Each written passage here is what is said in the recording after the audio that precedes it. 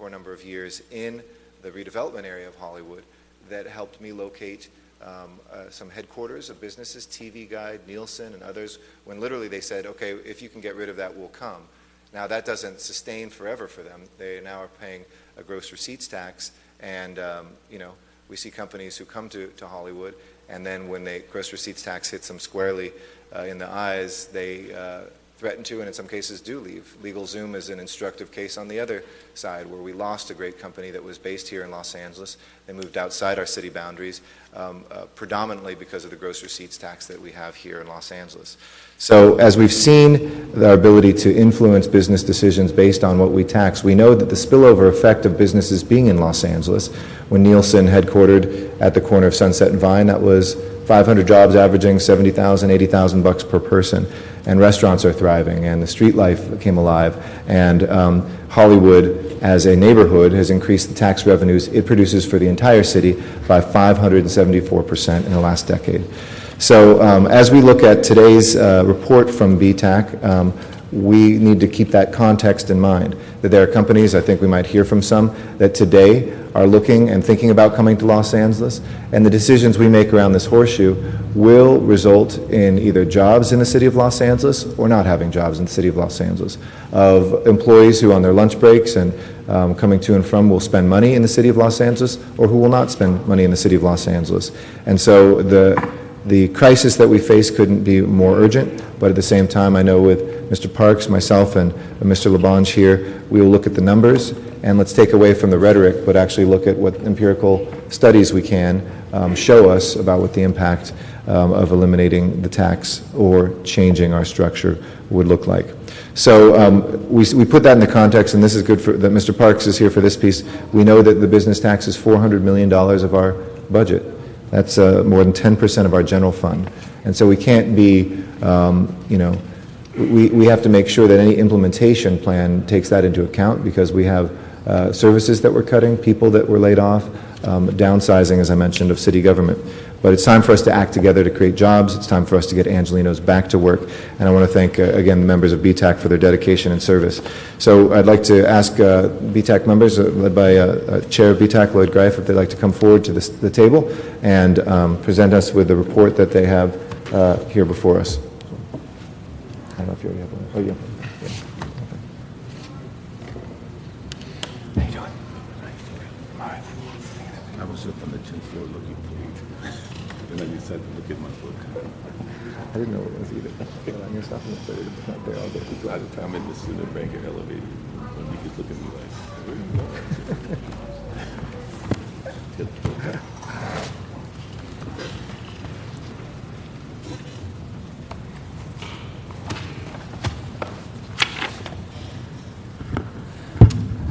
going? Good morning. This is Lloyd Greif. I'm chairman of BTAC. Thank you for asking us to present today.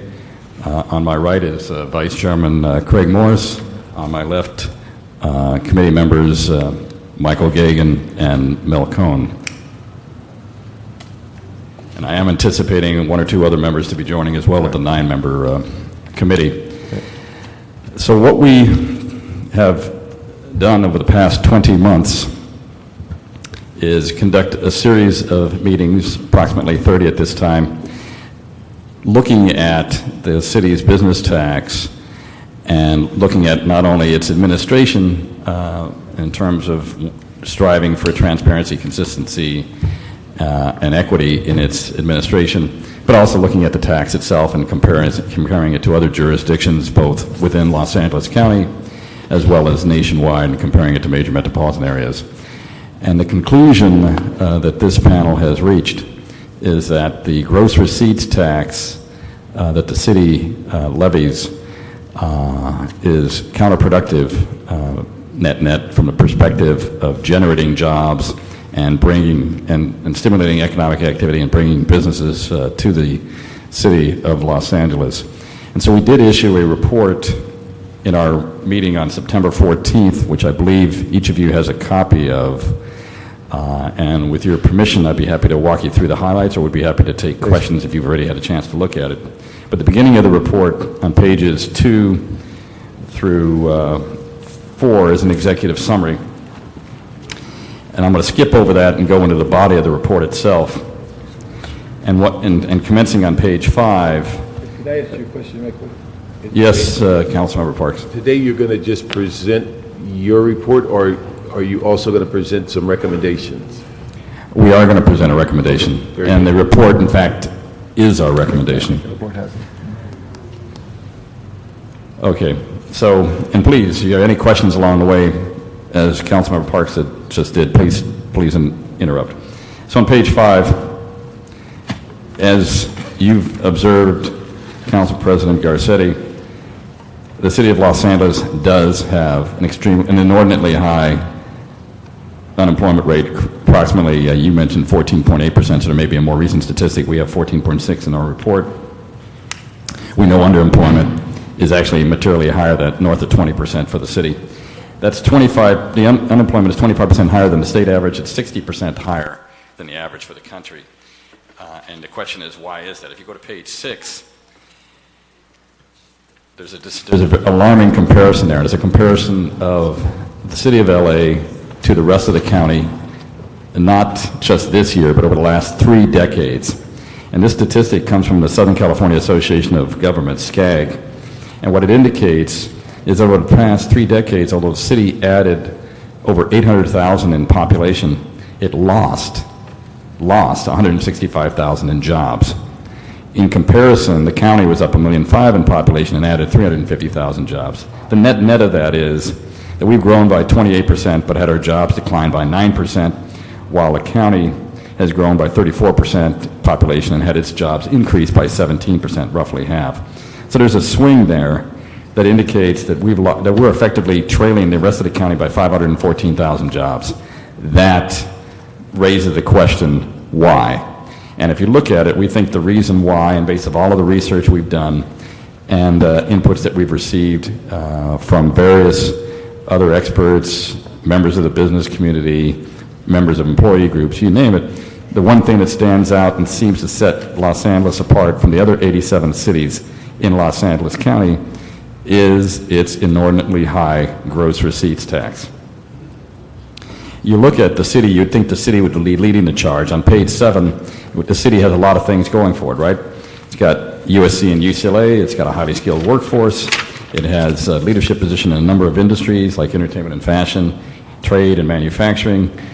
It's got the nation's largest seaport in the Port of LA, the busiest origin and destination airport, LAX, largest municipally owned power utility in the LA DWP. So why is it we're losing jobs? We've got all of these things going for us. Why aren't we leading the way? Why are we actually trailing the rest of the county? And we think the reason is, and the evidence clearly supports, because of the business tax, which is 10 times higher than the average for any other city in Los Angeles County. Think about that, 10 times higher on average. If you look at, there was a survey that was performed last year by Los Angeles County Business Federation. It found that 56%, for the other 87 cities, 56% of those, the businesses doing business in the other 87 cities deemed those cities to be, by a margin of about 56%, business friendly. In LA, only 26% of the businesses in the city deemed LA to be business friendly. The gross receipts tax is a major reason for that. And what we're looking at is we see that the business tax is effectively being a job killer. I mean, that's the bottom line. The statistics say this city has lost jobs because of this business tax. And it's really not just, and when you talk about lost jobs, there's really 3 ways you lose jobs, right? Number 1, businesses don't come to the city to begin with because they look at the cost of occupancy in the city and they talk to their advisors, and their advisors say, hey, you know what, Pasadena, Glendale, Burbank, whatever, but not Los Angeles because of this business tax, which makes it more expensive for them to do business in the city. Or they don't expand in the city, they stay in the city, but they expand outside of the city. Or alternatively, they leave the city. So of those 3 statistics, only one is visible. Leaving the city, you know about. But the ones that don't make the decision not to come to the city to begin with, no way to capture that statistic. But based on the analysis that we did, the surveys that we conducted of other SALT professionals, state and local taxation professionals within this Southern California region, it's very clear that when their clients seek their counsel on where they should locate, in Southern California, the answer is anywhere but Los Angeles. Similarly, when we talk to real estate professionals, and their clients are looking for the cost of occupancy in various domiciles and jurisdictions within LA County, what they're hearing, a resolute response is, when you look at the cost of occupancy, you have to take into consideration the city's gross receipts tax. And that drives that cost of occupancy to the tipping point.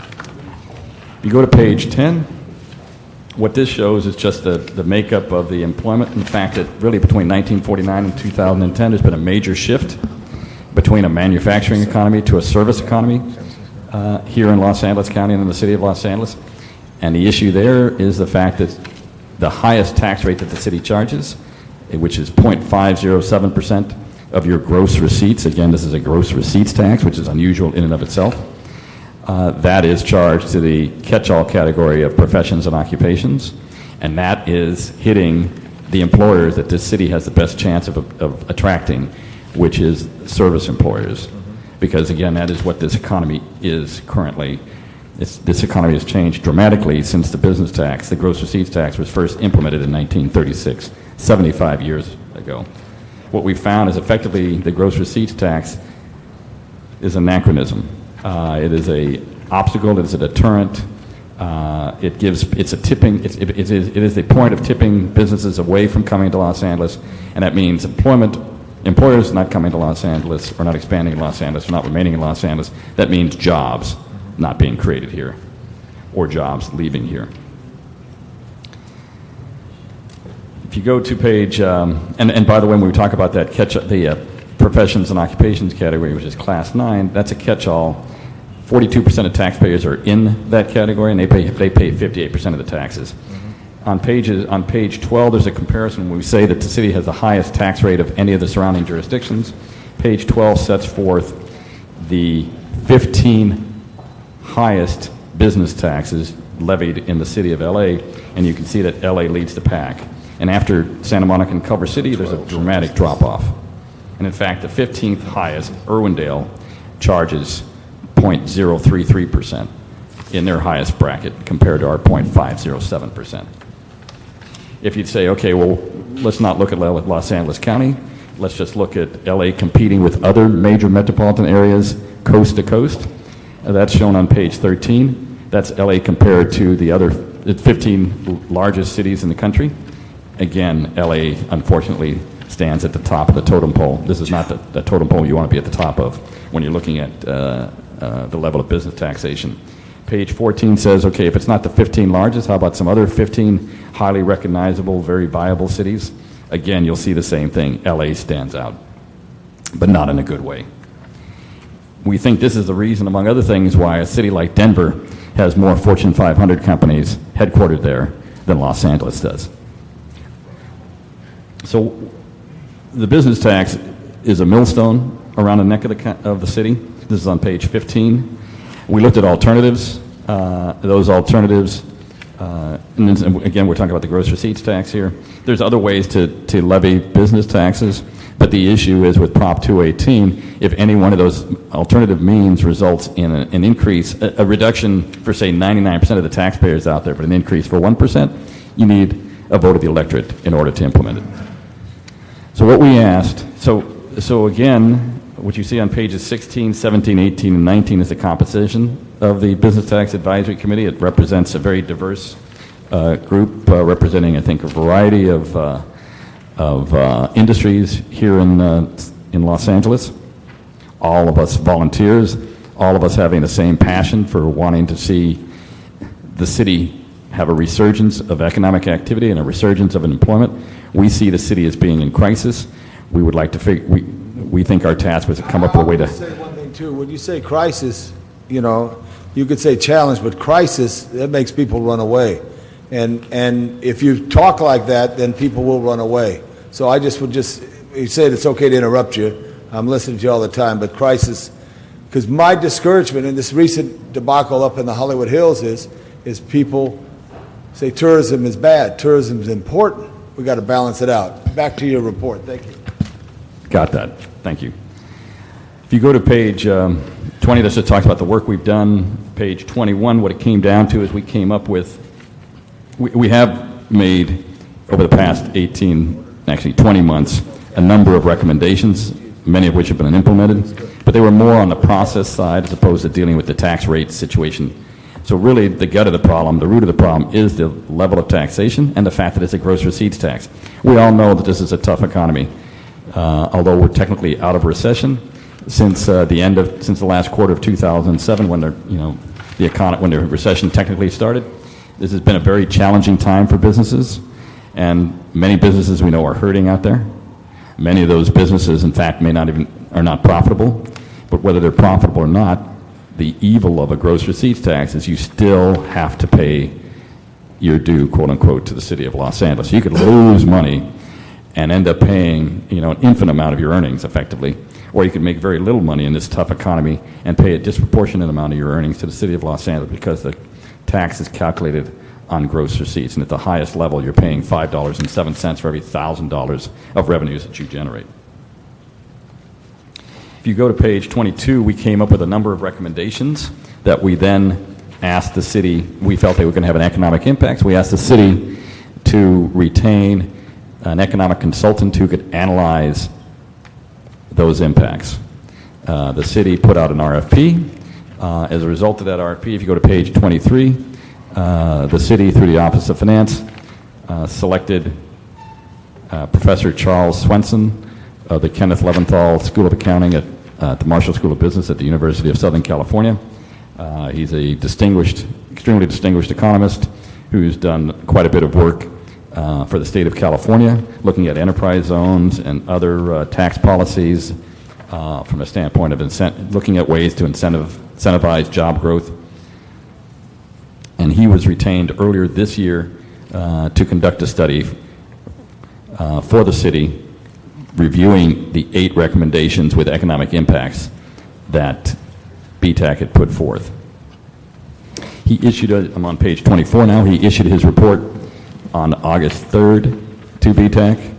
It was a rather lengthy report, 65 pages thereabouts, as I recall. And it was very clear, as he looked at all 8 of the recommendations, the conclusion that came screaming off the page at all 9 members of BTAC was, if you want to move the needle, if you want to do the most good and effectively ride to the rescue of the city and generate the most employment, then that involved eliminating the gross receipts tax in its entirety. His conclusion was that if you eliminated the gross receipts tax across the board, all classifications, all industries, you would generate a gain of 131,000 jobs. So you would effectively take the business tax from being a job killer to being a job creator. And we think that is the bottom line. It's all about jobs. And what we think his recommendation, which we've now adopted as our recommendation, it wasn't his recommendation, his analysis, which we then looked at and developed our recommendation around, was to eliminate the business tax in its entirety. So we made that recommendation about a month ago, and then 2 weeks ago we came up with our recommendation as to how to go about doing that, and that's what I'm about to speak about. But if you look at page 24, when you talk about eliminating the business tax, this is not some kind of a empty set where you're looking at the business tax going away. And again, Council President, as you indicated, it accounts for, you said 400 million, it's actually 425 million in the most recent fiscal year of net receipts to the city's general fund. It's not about that going away and not being replaced. We were charged, even though it wasn't in our mission statement, all 9 members of the committee felt it would be irresponsible unless we were looking at recommendations to make to the policymakers that would at worst be revenue neutral and at best be revenue positive. We believe this recommendation fits that requirement. And specifically, what the professor's analysis shows is that if you eliminate the gross receipts tax, it no longer is an impediment to businesses coming to, expanding in, or remaining in the city of Los Angeles. That will have a net beneficial impact on jobs to the tune of the 131,000 jobs that I just made reference to approximately. That in turn will drive other indirect revenues to the city. Those indirect revenues consist of sales taxes, both from the employer as well as the employee. spending money within the city. Those relate to increased property taxes, both secured property and unsecured property, created by additional demand for those assets, as well as, this is laid out on the bottom of page 24, as well as increased economic activity driving increased utility taxes, because you again have more businesses out there and more residents out there. And you'll also have more employed residents anyway. You'll also have income from permits, licenses, and fees, as well as power revenue transfers. So on page 25, there is a multiplier. This is a multiplier effect associated with economic activity. This is a well-established principle in economic analysis. This is not something that the professor just made up overnight. This has been proven time and time again. If you look at his report, which I believe this committee has reviewed previously, although I recognize the composition of the committee has changed since his report was completed. What this report did is, in addition to looking at other jurisdictions, it looked at two other tax enactments, two other tax ordinances enacted here in the city of Los Angeles, and looked at what impact they had within the city based on driving revenues and employment gains. So it's a very thorough analysis that the professor did, and we think what this recommendation does allows the city to effectively go into alignment with the nature of the economy that it currently is, which is a service economy. If you go to page 26, this isn't just about being business-friendly. We think it's also about being worker-friendly, city-friendly, quality-of-life-friendly. You know, businesses are the creators of private sector jobs, which have a ripple effect of inducing other indirect jobs. These support social programs because they support income into the city. That directly benefits the city's quality of life. And so we think this is, and we also know that philanthropy increases as well if you're headquartered within the city, a city's limits. If you go to page 27, this just lays out what those indirect revenue composition is. It shows the percentages that come from each one of the indirect revenues. For example, 46% from secured property tax, 19% from sales tax, 10% from licenses, permits, and fees. Excuse me as I'm losing my voice here. If I do, I have able people sitting on either side of me who can take over. If you go to page 28, this, I think, is a key slide. What this shows, the bluish gray bar on the left is the receipts to the city from the gross receipts tax, the business tax currently. This is for fiscal 2009-2010. It shows a $425 million net. That's net of collection costs.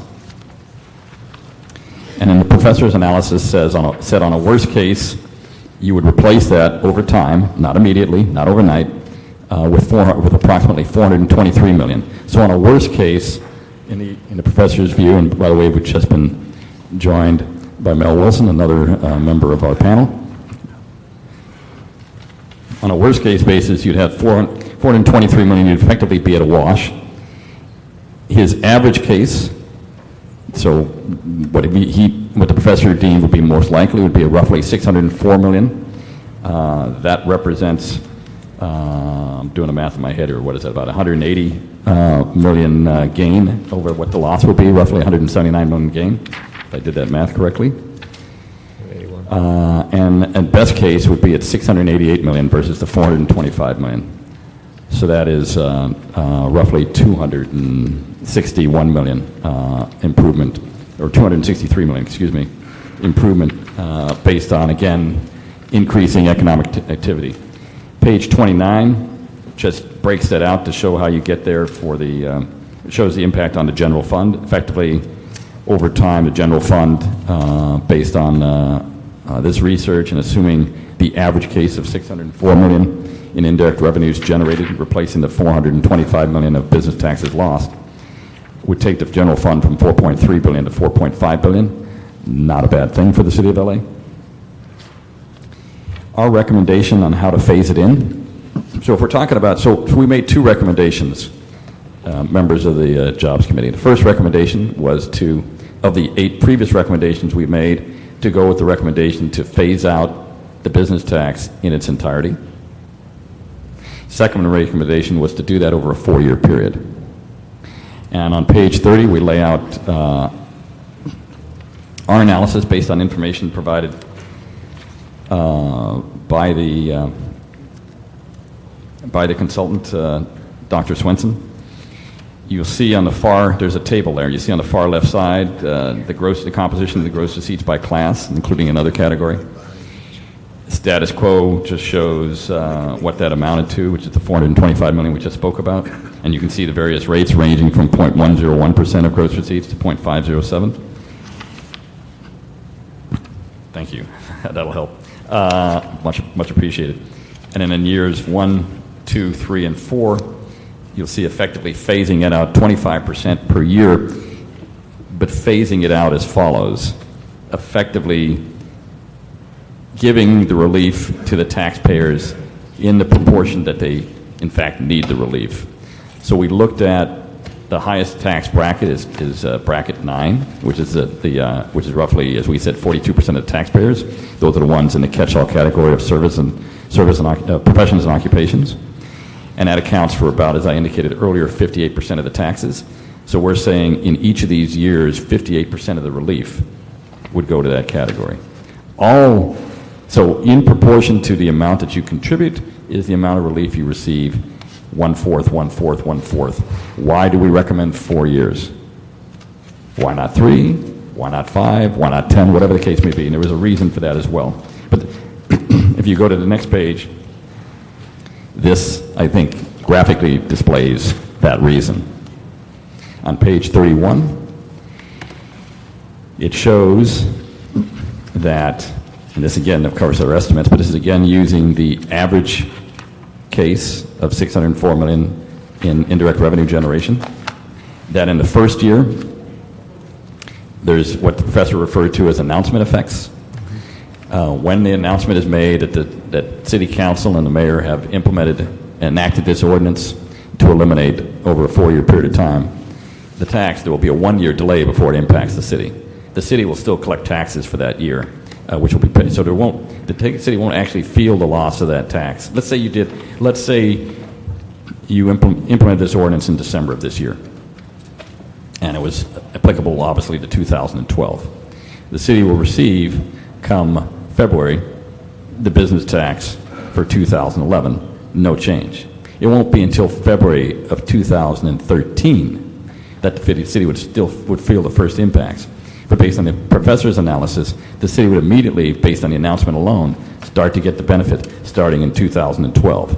So what this shows is in year 0, effectively before the tax reduction has begun to be implemented, there would actually be about approximately a $40 million gain, and I'll show you how we get there in a minute. But so you'd actually have a net benefit taking you to 465 from the 425. I ask you to take like 2 more minutes just so we have time for questions as well. Okay. I know it's a lot to pop in there, but if we can. Well, it's a 35 per page report, and I'm on 30, so we're going to get there. I'm just making sure we have a basis here. So a grounding. I'll pick up the pace. But you'll see as it phases in, the green bar shows the reduction in business tax. The blue bar shows the net. The blue bar shows the gradual phasing in of these indirect revenues, which the professor said would phase in most cases over a 5-year period, and in one case, secured property tax over a 7-year period. And as you'll note, there's no period where the city falls below the 425. In fact, it shows the lowest is, based on our calculations, our estimates, is roughly $459 million, which is still roughly $35 million higher than what the business tax by itself generates. If you go to page 32, it shows where the numbers came from. This is derived from page 46. The table at the top is derived from page 46 of the professor's August 3rd report, with one modification, which he modified in an addendum that came out, I think, a week later, the date of which is the addendum that he issued on, pardon me for not remembering that date, and I'm a little thumb handicapped here, August 23rd. So it shows the various periods of time, and you see phase-in assumptions. This is, again, directly from the professor's report. You'll see the source at the bottom of the page. And then the percentages are also from the professor's report in terms of the composition of the indirect revenue gains. And then what is at the bottom of the page is actually B-tax estimates showing the 4-year phase-in. And you'll note that in year 0, most of these don't kick in. The only 3 to kick in are the ones that are from the announcement effects. All the other ones start to kick in year 1. Page 33. This is where I'll end up the report. We had recommendations not only on eliminating the business tax in its entirety, the gross receipts tax in its entirety, and doing it over a 4-year time frame. But we also made recommendations on quote-unquote do's and don'ts. We think it's important that this, in fact, happened that way, and it applied to all classes and all industries and all size taxpayers. You know, contrary to common belief that, you know, the jobs are really produced by these highly visible Fortune 500 companies, all of the evidence indicates that jobs are generated by small businesses. And this is based on SBA information as well as U.S. Department of Labor information and Census Bureau information. But 88% of net new job creation is generated by small businesses, defined as businesses having less than 500 employees. And then on page 34, we think it's critically important that there not be strings attached to this 4-year phase-in. And what do I mean by that? What we mean by that is businesses are going to make decisions based on certainty, not uncertainty. If businesses think that there's a possibility that the city might change its mind at some point about phasing out this business tax and this gross receipts tax, then you effectively created a self-fulfilling prophecy where they will not change their behavior. And if they don't change their behavior, you will not get an increase in economic activity, and you will not get an increase in jobs created in this city. So there's an ability, if you start setting milestones and saying, okay, if this milestone's not hit, we're going to stop the phase out, or we're going to sunset the phase out, or whatever the case may be.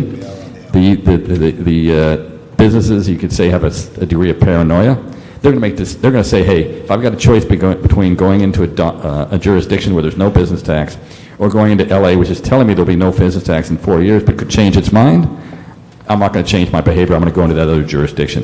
And you will effectively have doomed this initiative to failure. So we think there has to be no strings attached.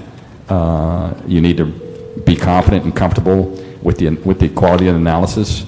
Again, we did not retain Dr. Swenson. Dr. Swenson was selected by and retained by the city itself. It is your economic consultant.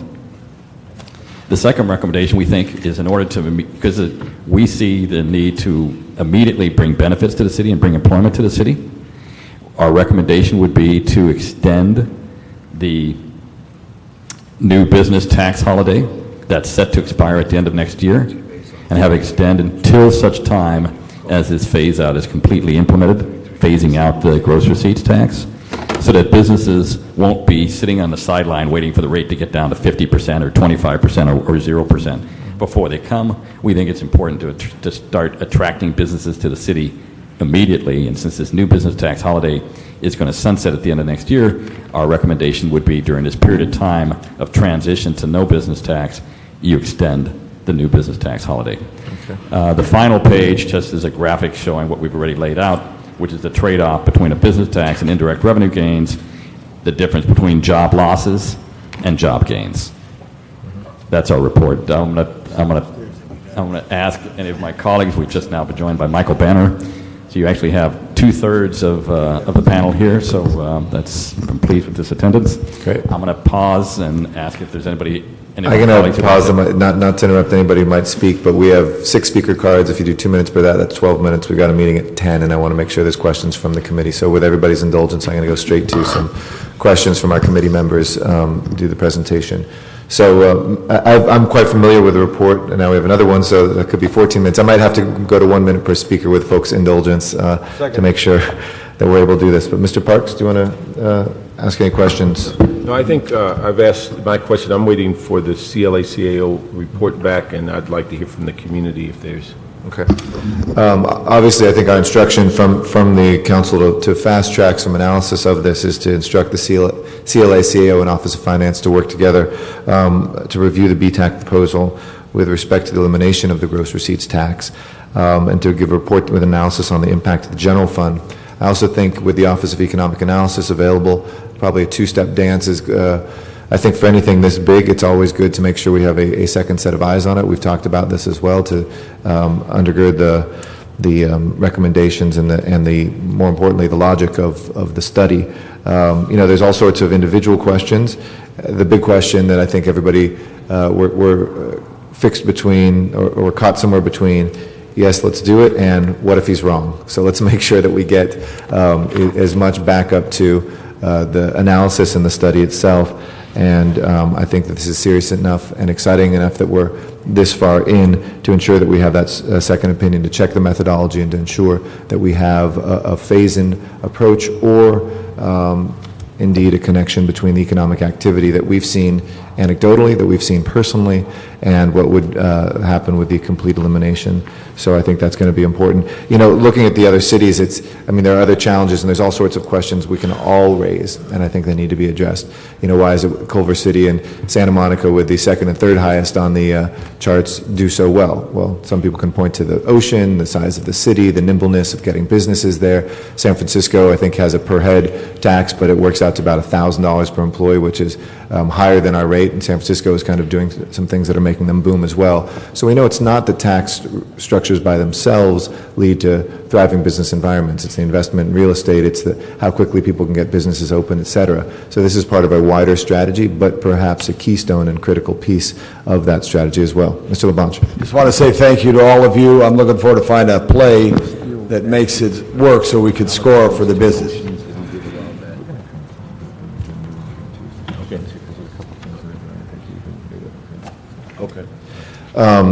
Sit tight. I'm going to go to some comments from the public, and then we'll see if there's any other specific questions for the CLA/BTAC analysis. Okay. All right. And in terms of comments from the public, we do have a letter here to be entered into the record. I'll just from the LAEDC, which is in support of the 4-year phase-out. I think we have that in the council file. At least I received it, but I'll make sure that everybody else has that. Thank you.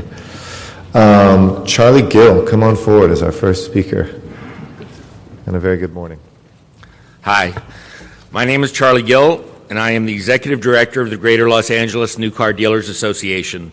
In 1973, our association was formed with the primary goal of eliminating the LA City business tax. 40 years later, we are still here.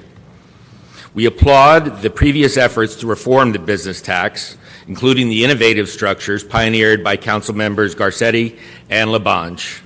But for decades, the business tax has symbolized the city's reputation as a business-unfriendly city. For example, it has contributed to the loss of 100 new car dealerships in LA City in the past 25 years. The facts are these. There were 150 new car dealerships in LA City in 1986, and today there are only 50. Again, 150 new car dealerships 25 years ago, only 50 today in 2011. And frankly, the 50 who are still here are here in part thanks to the City Council, and especially is that it? Go ahead. Councilmember Park's leadership, wherein an ordinance was passed in 2007 that gives new car dealerships by right entitlements to locate or expand in particular zones and exempts dealerships from development and use restrictions that apply to other less neighborhood-friendly automotive uses. There remains, however, the business tax that places every dealer in Los Angeles at a competitive disadvantage to dealers virtually anywhere else in the region. If the city wants to keep the 50 existing dealerships in LA City and their tremendous contribution to the sales tax of the city, then they need to send a message to dealers who moved to come back and for new dealers to start here. The single most important thing the City Council can do is rid the city of this corrosive and self-destructive tax. CLANCTA supports the BTAC recommendation, and we urge the committee and council to do the same. Thank you so much. Thank you. Appreciate it. Just for the record, I have the first newest car dealership. They came from another city, but they kept their name Beverly Hills BMWs in Los Angeles in the 4th District. Thanks to the mayor's office and the business team, very good help. Just a note, but they kept their old city name, which I'll accept it. Thank you. And Kia of Glendale is in the city of LA, if anybody's ever wondering, too. Right. James Travers is our next speaker. In Ed's, actually. Yeah, Ed's okay. Thank you very much. I wanted to come by today to tell you as a tenant broker for the past 33 years. I work with major companies throughout Los Angeles. One company in particular, Countrywide, that I worked with since 1978, at one time had over 15 to 20,000 employees in the greater Los Angeles area, and not one of our office spaces was located in LA because of the tax. So everything that we did was all in the Calabasas, Simi Valley, and every region outside of Los Angeles because the tax was totally prohibitive.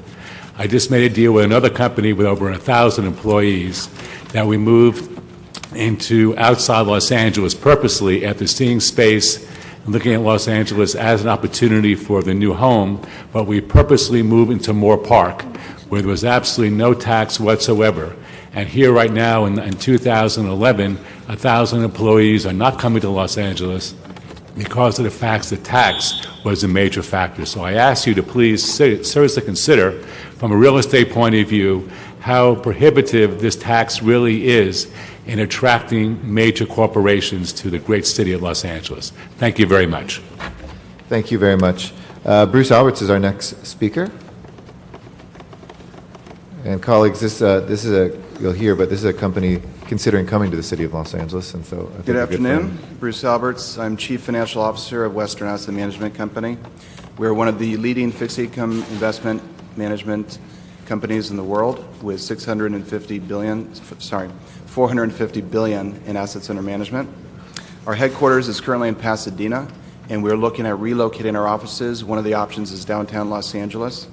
One of the chief impediments to coming downtown is the gross receipts tax.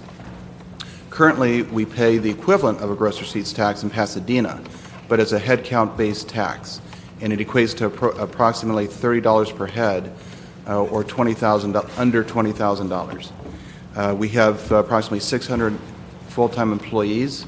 If we were to move downtown, that would amount to millions of dollars per year. So it's a significant item that I, in my good conscience, could not recommend to our board that we even consider downtown if this remains in place.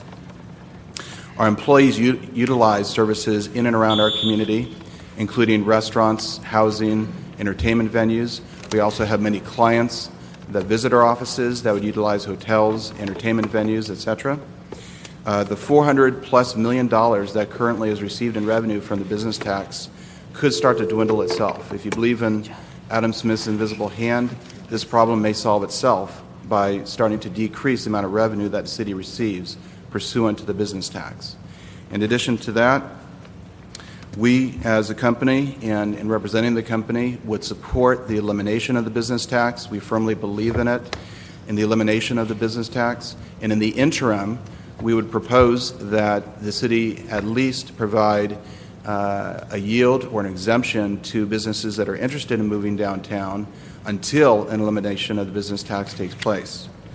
I realize there's a limited time, so I will conclude the comments, but I would leave you with one comment that it's clear that the city of LA is struggling to attract businesses, and it looks like the movement is away from the city of LA. Peter Drucker has a quote that I think is quite relevant here. The best way to predict the future is to create it. We have an opportunity to create a new future for the city of LA, and I'd recommend that we do so by the elimination of the business tax and the extension of an exemption until the tax is eliminated for new businesses willing to locate downtown.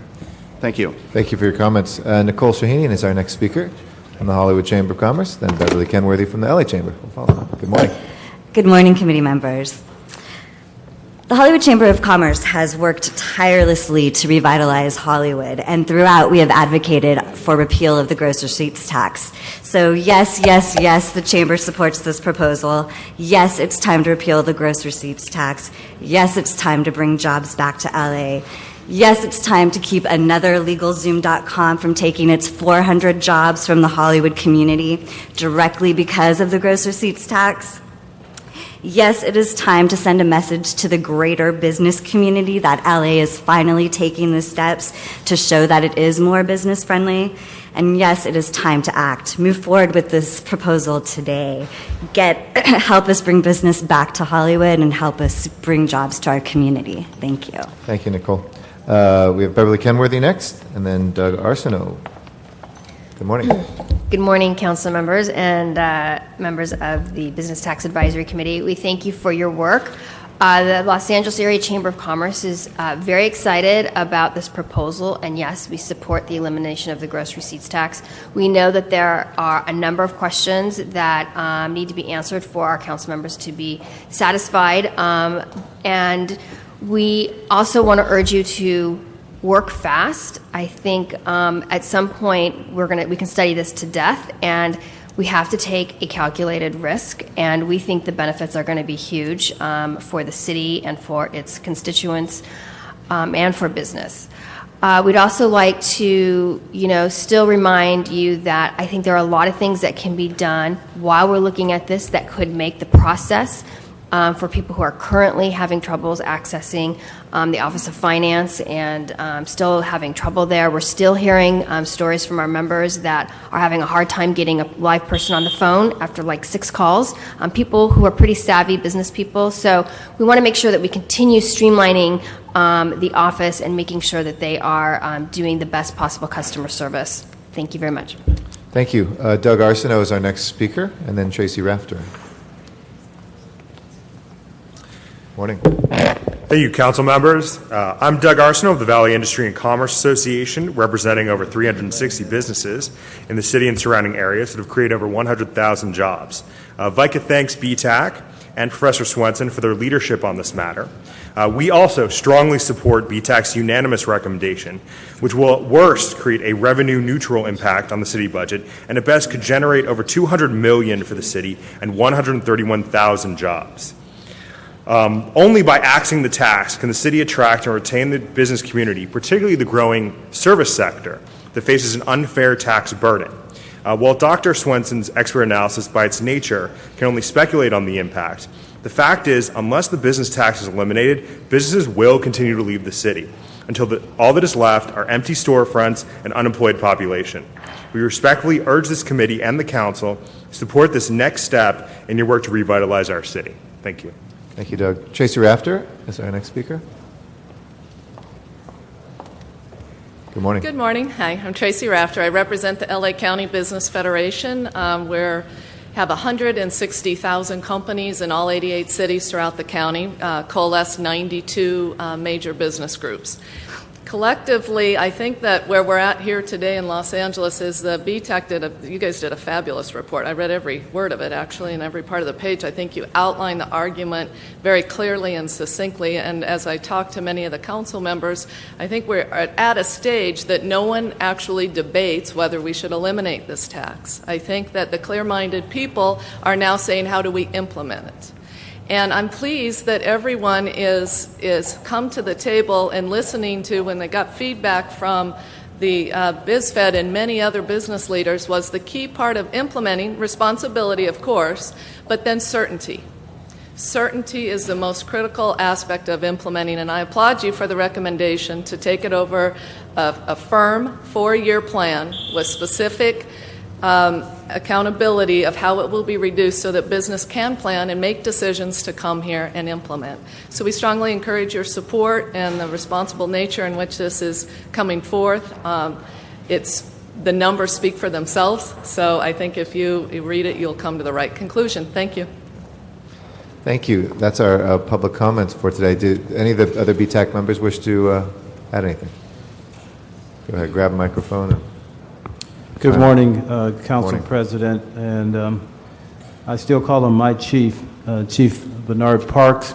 He's been a steward of the city and public safety and over the last number of years in the fiscal side. And I would say the greatest cheerleader in the city of Los Angeles is Councilman Tom LaBonge. He's our man. We love you. Thank you. You know, I served on this commission for about 20 months, as my colleagues have, and, we came to the conclusion, after looking at all the facts, that the city of Los Angeles has the highest business tax in the county. It's irrefutable.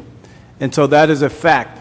We asked the council leadership to come up with the funds to do a study, an independent study by a notarized leader in the economics, and the results are that the city's tax is too high, and we wanted to make sure this was going to be a revenue-neutral report, and it came back with those findings, and the facts are that many jobs will be created as a result of the city eliminating the tax. This is a gross tax, not only in the terms of gross, but in the terms of, in the valley, it's gross. And what we would like you to do is be very thoughtful. The question is not whether this tax should be eliminated, it's over what period of time, and how do we do it in a thoughtful way. By phasing it in, initially what you're going to get is a replacement of tax revenue from businesses to sales taxes. And that is much more encouraging to those who live and work in the city of Los Angeles. And so don't think of it as losing 10% of your revenue stream. Think of it in terms of replacing it. And not only replacing it, but augmenting it with additional revenue. So initially you're going to get a sales tax bump, and then you're going to get real estate taxes, which make up about 24% of the city's budget. You get it through transfer tax, you get it through property taxes. Over time, values will go up, properties will be reassessed, and you will get a higher percentage of revenue from property tax. Finally, what we need to do is we need to look at other revenue sources. This tax is not the only impediment for business, but it is a major one that could be a bold statement. Our city has been a leader, not a follower. You were elected to lead, and we're encouraging you to take a leadership position. Everything is not certain, but neither is life. But we do know if we do this in a thoughtful way, that we will send a message that LA is here to do business. Thank you very much. Thank you. We have about a minute before we start. Let me actually just take the prerogative, if I may, then to lay out a little bit of the game plan moving forward. We have today in council a little cleanup and kind of more comprehensive motion that we're going to refer back to committee along the lines of the direction that I had today of what it is we want to have studied. I can assure our speakers we have no intention to study this to death. We have an intention to make sure that this moves forward, that we get the good analysis, and that we have some really smart people on city staff.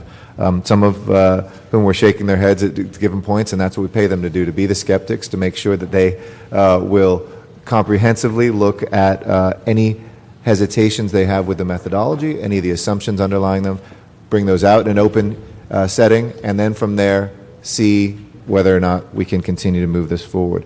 We pay you to be skeptical, but we also pay you to be smart, and so I'll rely on city staff to think through how we get there. This is one proposal BTAC has put forward. I think it's a good and a bold one. How we get there, though, is what the debate should be, not so much if we get there. Unless there are folks who want to come, and I welcome that testimony too, saying, look, the underlying assumption that business will actually come based on the elimination of this gross receipts tax is completely wrong, false, and you should pack it away. Let's have that discussion openly too. But let's not have it behind closed doors. Let's not have it in the hallways. Let's not have it in a way that slowly kills it, but in a way that we can bring in the right people and make sure, now that we have the tools through Office of Economic Analysis and through an extraordinary Office of Finance, CLA, and CAO's office, to get this work done. So we will bring that back, hold this item in committee pending the further report back from the city's departments, and we'll fold that motion today that we'll be introducing as a piece of it. We have, I know, a lot of immediate questions, and anybody who has questions, be it city staff, be it council members, be it folks from the community, we encourage you to bring those questions forward, to let us know and our CLA and CAO know, so that we can do that analysis. And next time I'd like to have some initial reporting from those folks who are city experts, laying out what their suggestions are, any hesitations they have, and I want to have that as much as possible in an open setting. I don't expect we'll turn around a report by our next meeting, but I do want to at least frame where we're headed, and some of the people who specialize in this can come forward. We're very lucky to have Rex, among other people here, to be able to say, look, that may or may not happen. Let me tell you what's happened over the years in my experience, and Antoinette and others who will be a part of that central discussion. So unless there's any other comments, we'll move forward. Mr. Parks? I think for the city staff, I'd just like to echo one of the comments made by the BTAC is that we need as much certainty for the city process as they're looking for in the business process. And so we need to make sure that as we move forward, and I'd like to ask Mr. Garcetti to, as he does the motion today, that although we're looking at a process of elimination, that we also should not leave out prospects of whether it could be reduced, as opposed to just having a situation that we walk into say that our only goal is to eliminate. I think we have to look at all the options to where the CLA and CAO gives us those kinds of variables as to addressing. I think also I'd like to make sure that as one of the instructions we gave in jobs before on Mr. Alicon's motion, that part of this discussion include an analysis of what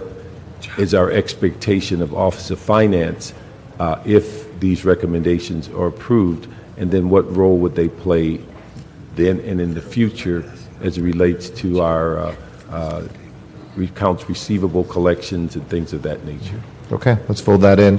And also, I mean, part of the analysis I'd also like to instruct the CLA to look at is one of the other recommendations that was kind of an interim recommendation, what the impact would be of a potential permanent tax holiday for any new businesses that start up in the period that we're looking at this.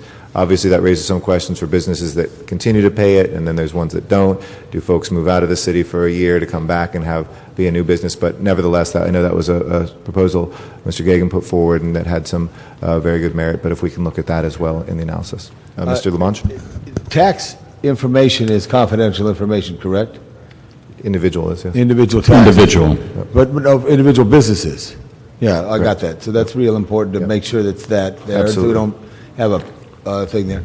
I just think it's a dynamic time that we've got to look at. If you look back in 1936, it was right at the time of our greatest challenge in the history. But now it's another time with another great challenge that we have to look at. I just want the business community to be able to come up. We're in the business of helping people, building roads, not us directly, schools, power systems, whatever it is there. And how we do get the revenue to do that is key, because the tax enough already community that has focused a lot of attention nationally, how do we build our city and how did we build the city is a lot through these contributions that were made by people that build the city. But it's a dynamic change where the pie of America that used to be so strong is now shared in other enterprises throughout the world, be it China, be it Brazil, India, Eastern Europe, etc. So it's a changing dynamic in your field. And then we're an older dynamic in our field. Our streets are 80 years old, our pipes are older. All these things make a challenge. But I want to thank you, and I do believe, as Mr. Garcetti said, the time has come, and I think we have to do that, because what happens really is because this region grew, people have a choice. Do I stay down on A Street, or do I go to Santa Clarita? And I'm sure a lot of people like new, and also they like that there's no tax. So there's that challenge all the time. Thank each and every one of you for your contribution, to those who came today to Chambers.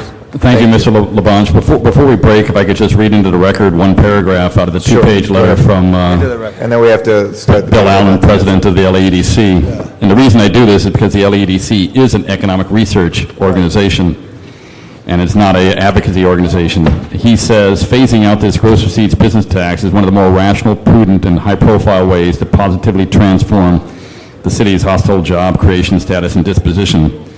Los Angeles has significantly underperformed in terms of creating jobs in the city over the last 30 years. Consequently, we must all work together to reverse this trend. For this reason, the LAEDC supports the phased elimination of the gross receipts business tax, as well as other rational, bold policies that will at once create and retain jobs, strengthen the city's economy, and preserve our overall quality of life. Thank you. We'll let that be the last note, and this meeting is adjourned. Thank you all very much for your work, and thank you for the presentation of the report, and we'll start our work right away. Appreciate it. Thank you. Thank you.